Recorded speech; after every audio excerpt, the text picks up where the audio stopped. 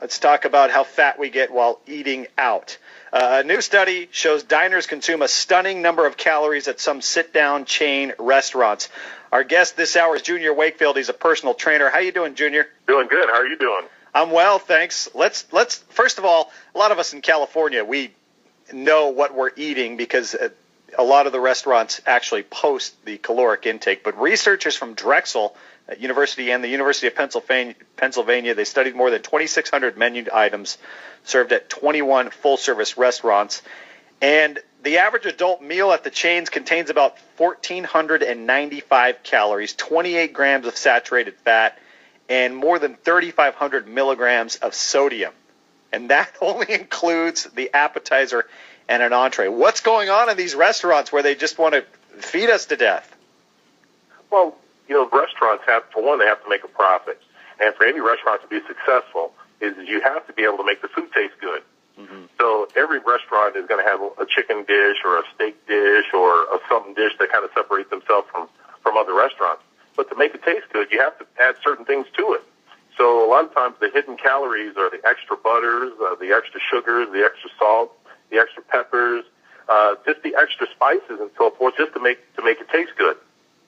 When you talk about butter, I've ordered steaks where a big pat of butter or a big ball of the soft butter comes on top of it. Something I never do at home, but yet I sit there and I'll spread it across my steak and eat it. Where did that even come into play? Well, restaurants, that's one of the things that helps, kind of tenderize the steaks and also to add more flavor to it.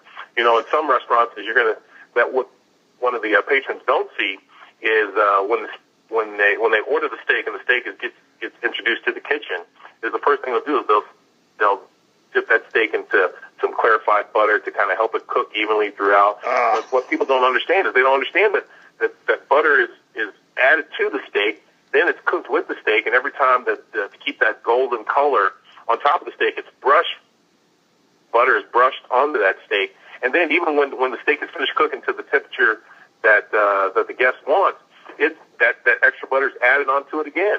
So when you talk about all the protein and so forth that you're going to get from the steak, people don't understand how much butter is actually put onto that steak.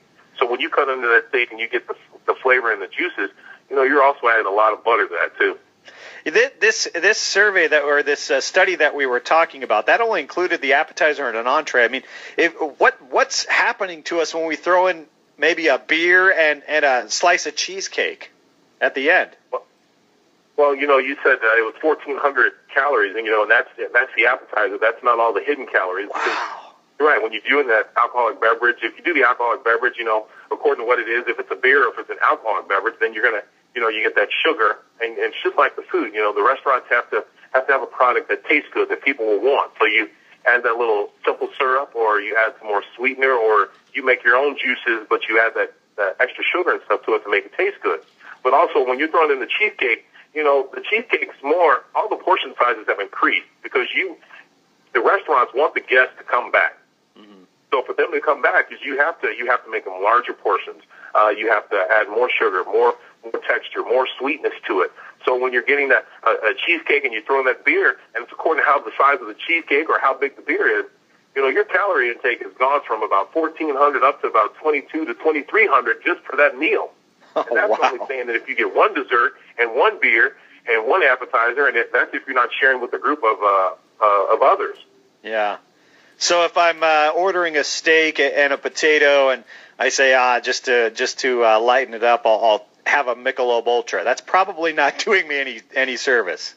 That's not doing you much service. The one thing about it is when you're ordering your entrees and figuring out what it is that you want or whatever the menu says it comes with. Say no butter, or say, hey, I want a baked potato, but I want to put everything on the side. Yeah. Because a lot of times even the baked potato may be drenched in butter. It's in butter and then also salt. So that's even before you put everything else on it. And so plus, once you ask for everything on top of your potato, is you have no control over it. And one of the things about going out to eat is you have control. A lot of people don't understand that they have control in what they're putting into their systems. So you can order an appetizer or order an entree, eat half of it, tell them you don't want the butter, you don't want any extra salt, and so forth, and you can kind of regulate how you want it. So I could say, don't inject my steak with a load of butter. Well, you know what? One of the best ways to say is whatever steak that you want, just say, hey, I just want it cooked naturally. I don't want any butter. If it's on the grill, I just put it on the grill, and then let me go from there. Yeah. And the best way then that's what things have been done years ago. Nobody heard about adding butter to a steak. I know, especially when I was growing up, until recently, it's been the last couple of years. And so now you're like, butter on a steak? Well, that's incredible. Yeah. So now, you just have a steak. So just have the steak, order the steak just like you want it, whatever temperature it is you like it cooked, and just tell them no butter, no salt, no pepper. And enjoy the steak. You can always add to it. We're speaking live with Junior Wakefield. He's a personal trainer. The website is juniorwakefield.com. We are 12 days into the new year, and a lot of people, their goal, their New Year's resolution is to lose weight, is to eat better, and then like we were talking about now, you go out to eat, and obviously you've given us some tips on what we can do when we go out to eat in order to eat healthy. But what are some tips on maybe keeping that New Year's resolution intact? Well, when you start the New Year's resolution is you have to make sure that you have a game plan, because most of the time on the 1st of January is when everybody says, hey, they're going to work and the gyms get packed and the personal trainers get busy. But usually on the 15th of January is when everybody stops, or when everybody has other unforeseen circumstances come up to where it kind of stops them from working out. Yeah. One of the things to do is to be able to have a plan, and have a plan not just for the first 30 days, but for the first 90 days. Have that plan, have the idea of what it is that you want to do, how much you want to lose, how toned you want to get, but just write down that game plan.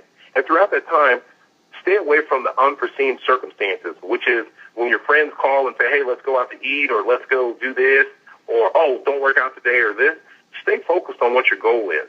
I always say one of the best workouts is to be able to push yourself away from the table. That's your first push-up. So being able to push yourself away from the table, being able to have an accountability partner, having somebody to be able to help you out, but also communicate with your friends of what your goal is and what you're trying to do.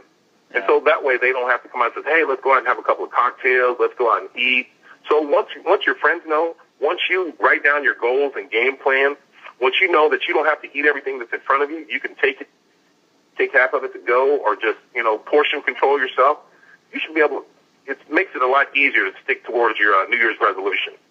Hey, Junior, we appreciate your time. Thank you very much. Appreciate it. Thank you. All right, Junior Wakefield, personal trainer. The website is juniorwakefield.com.